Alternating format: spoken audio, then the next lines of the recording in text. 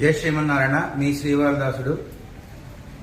ఉద్యోగం కొరకు ఏం చెయ్యాలి అని చెప్పి చాలామంది అడుగుతున్నారు. నేను చాలామందికి కామెంట్లో కూడా చెప్పడం జరిగింది.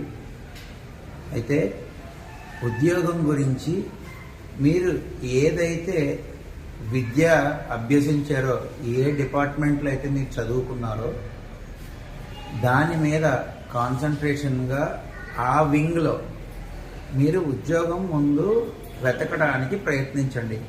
ఇది ఫస్ట్ పాయింట్.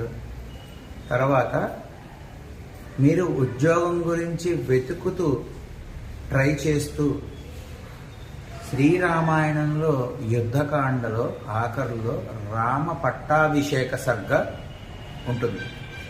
అది 123 శ్లోకాలతో కూడిన సర్గ. చాలా కష్టంగానే అనిపిస్తుంది. మీరు రోజుకి ఒక్కసారి చెప్పున కనీసం 11 సార్లు పారాయణం చెయ్యాలి. మీరు ఈ విధంగా చేస్తే ఒక పక్క ఉద్యోగం గురించి ప్రయత్నిస్తూ శ్రీరామ పట్టాభిషేక సర్గ మీరు రోజుకి ఒకసారి చెప్పున కనీసం అయితే గంటైనా పట్టచ్చు. అలవాటైన వారికైతే బాగా తొందరగానే అయిపోతుంది. శుభ్రంగా మీ ఇంట్లో దేవుడి యొక్క మందిరం దగ్గర కూర్చుని దీపారాధన చేసుకుని శుభ్రంగా శ్రీరామ పట్టాభిషేక సర్గ మొత్తం కూడా పారాయణం చెయ్యాలి. తెలుగులో అనువదించింది కాదు. గోరఖ్పూర్ ప్రెస్ వారిదంటే సంస్కృతంలో ఉన్న శ్రీరామ పట్టాభిషేక సర్గ మాత్రమే. సంస్కృతంలో ఉన్న శ్లోకాలని మనం పారాయణం చేస్తే అత్యధిక ఫలితం లభిస్తుంది. చదవడం కొంచెం కష్టంగా ఉన్నా మీరు నెమ్మదిగా చదవడం అలవాటు చేసుకుంటే మీకు ఖచ్చితంగా మంచి ఫలితం లభిస్తుంది. నేను మొన్న ఒక మాట చెప్పాను, మళ్ళీ చెప్తున్నాను. నిజంగా ఈ రామ పట్టాభిషేక సర్గ చదువుకుని ఉద్యోగం సంపాదించిన వాళ్ళు, మంచి ఉద్యోగం సంపాదించిన వాళ్ళు నాకు మెసేజ్ పెట్టారు. నన్ను నమ్మండి, నిజంగా చెప్తున్నాను. అంటే మానవ ప్రయత్నంగా మనం ప్రయత్నిస్తూ ఈ యొక్క పట్టాభిషేక సర్గ ఖచ్చితంగా రోజుకి ఒకే ఒక్కసారి 11 రోజులు చేయించాలి. 11 రోజులు మీకు ఎంత మంచి ఫలితం వస్తుంది అనేది మీరే కామెంట్ రూపంలో. కొంతమంది నాకు మెసేజెస్ పెట్టారు, మీరు చెప్పారు ఇలా చేసాము, నాకు ఉద్యోగం వచ్చింది స్వామి అని చెప్పారు. వాళ్ళలాగే మీరు కూడా మెసేజ్ పెట్టి కామెంట్ పెట్టి తీరుతారు. త్రికరణ శుద్ధిగా మనసా వాచ కర్మ అన్నీ చెయ్యండి దయచేసి. ఖచ్చితంగా మీకు మంచి ఫలితం వస్తుంది.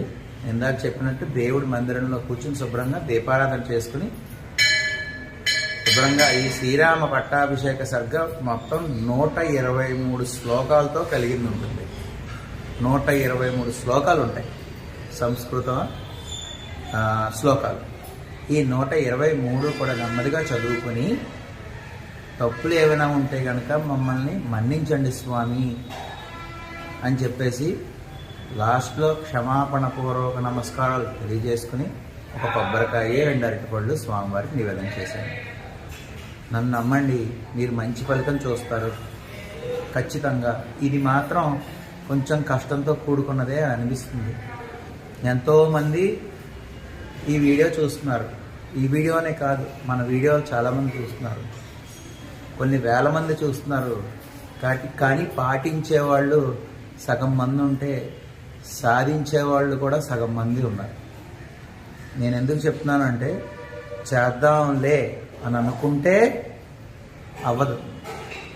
సంకల్పంలో దృఢంగా నిశ్చయించుకుని మీరు పూనుకోవాలి, నేను ఇది చేసి తీరాలి అని చెప్పి. మీరు చెయ్యండి, చెప్తున్నాను, నిజంగా చెప్తున్నాను. అసలు రాముల వారి యొక్క మహిమ ఏంటో మీకు తెలుస్తుంది పూర్తిగా. ఒక ఉదాహరణ చెప్తున్నాను స్వామి. హనుమంతుడు సుందరాకాండలో హనుమంతుడు లంకకు బయలుదేరినప్పుడు ఒక మాట చెప్పి బయలుదేరారు, నేను హనుమంతుడిగా వెళ్ళను లంకకి. రాముడు విడిచిపెట్టిన బాణం ఎంత వేగంగా వెళ్తుందో ఆ విధంగా నేను వెళ్తాను అని చెప్పాడు. అంటే ఆయన అంత బలశాలి అయినా సరే హనుమంతుల వారు నాకేం బలం లేదు, నేను ఆయన చేతిలో ఒక ఒక చిన్న కర్ర ముక్కని బాణాన్ని ఆయన నన్ను పంపిస్తే నేను వెళ్తున్నాను అని చెప్పుకున్నాడు. అలాగా అంటే ఆయనకి నమ్మకం రాముల వారి మీద, ఆ నమ్మకం ఆయన నిలబెట్టింది. అంత దూరం 100 యోజన సముద్రాలు కూడా ఎగరగలిగాడు, ఆయన వెళ్ళగలిగాడు, తిరిగి రాగలిగాడు.